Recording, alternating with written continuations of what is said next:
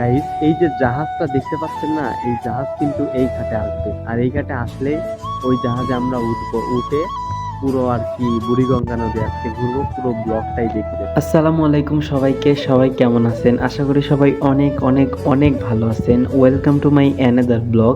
আশা করি সম্পূর্ণ ব্লগটা আপনাদের অনেক অনেক অনেক ভালো লাগবে। আলহামদুলিল্লাহ, আমার প্রতিদিনের বিকালও আমার ছোট ভাই বাদার বন্ধু বান্ধবদের নিয়ে কিভাবে কাটাই এবং কিভাবে আমরা খেলাধুলা করি সেটাই আপনাদের মাঝে শেয়ার করব। বাসা থেকে বেরোয় চলে আসলাম আমরা প্রতিদিন যেখানে খেলাধুলা করি, সেই আমাদের চিরচেনা খেলা। আমাদের এখানে বেশি বড় একটা মাঠ নেই, আর ঢাকাতে তো মাঠ কেমন হয় জানেনই, এখানে বেশি একটা স্পেস থাকে না, ফাঁকা জায়গা থাকে না।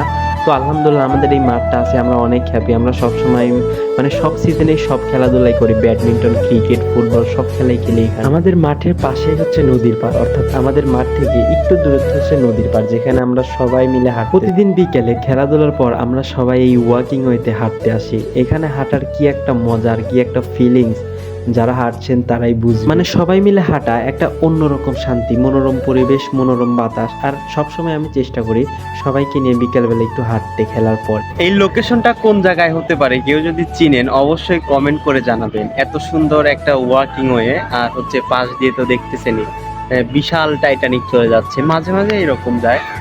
বিকেলে হাঁটার মজাই আলাদা। আর মজা থাকবে না ভাই কেন? সুন্দর সুন্দর পরীরা বসে থাকে চারপাশ দিয়ে, যদিও আমি ওইদিকে তাকাই না কখনো। এটা মানে জালটা দেখতে পাচ্ছেন না, এই জাল হচ্ছে যে আমার ফ্রেন্ডের, ওরা হচ্ছে এখানে বিশাল বিশাল মাছ মারে। মানে এত বড় বড় মাছ পাওয়া যায়, মানে আমরা এই বিশাল, এই যে এখান থেকে মাছ মারি। আর হচ্ছে এত বড় বড় আর আপনারা যদি কারো মাছ মারার ইচ্ছা হয় তাহলে আসবেন, বড়শি টসি সব রেডি আছে, শুধু আসবেন আর বড় বড় ধরবেন, মাছের কিন্তু অভাব নেই। বুড়িগঙ্গা নদীতে যে এত মাছ থাকে সত্যি আমার আগে কখনোই জানা ছিল না, মানে আমি দেখে তো একদম অবাক। এখানে তো মোটামুটি আমরা মাছও মারি। আর এই দেখেন এই যে কত মাছ যে উঠবে এই খেয়াতে, মানে এই খরাতে দেখেন একদম প্রচুর মাছ পায়, প্রচুর। প্রতিদিন এখানে এসে এসে মাছ মারে দেখি, বিকাল বেলা খেলার পরে দেখেন কত মাছ।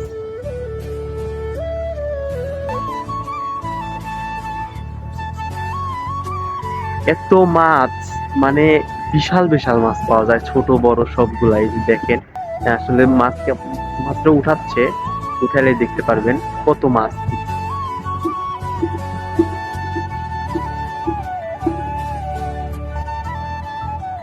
কিসের জন্য যেন মনে হয় এইটা মিস্টেক হয়ে গেছে, বেশি মাছ উঠে নাই, দুইটা না তিনটা মাছ উঠছে। যাক আলহামদুলিল্লাহ, নেক্সট নেক্সট অপেক্ষা করি, দেখি আরো বেশি মাছ উঠে কিনা। এমনিতে আমরা বিকালে প্রথমে ক্রিকেট খেলি, ফুটবল খেলি, অনেক কিছুই খেলি, যার কারণে আমরা ক্লান্ত হয়ে গেছিলাম। আর তারপরে ওয়াকিং ওয়েতে প্রায় আধা কিলোমিটার মতো হাঁটছিলাম। তো সবাইকে ডেকে নিয়ে বাসায় যেতে বললাম, যেহেতু সন্ধ্যা লাগছে আর মাগরিবের আজান পড়বে, আর নামাজ পড়ার জন্য আমরা প্রস্তুতি নিলাম। অল্প সময়ের মধ্যে আজান পড়বে, এজন্য আমরা বাসাতে চলে আসলাম। আর বাসাতে এসে যেহেতু নামাজের একটা প্রস্তুতি আছে, এজন্য খুব তাড়াতাড়ি চলে আসলাম। বাসায় আসার সময় আর একটা জাহাজ চলে আসলো পিছন দিয়ে, বড় একটা জাহাজ চলে যাচ্ছিল। যাই হোক, সবাই ভালো থাকবেন। আসসালামু আলাইকুম।